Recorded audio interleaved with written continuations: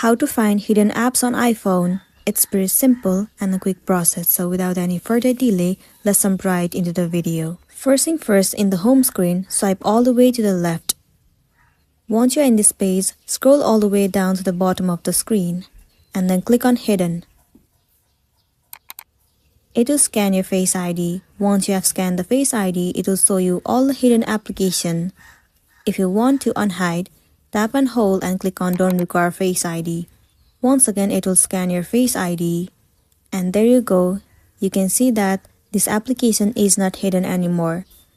Likewise, you can hide any of the application on your device and it will be available to you in the app library in the hidden category. All you gotta do is scan your Face ID and you'll be good to go.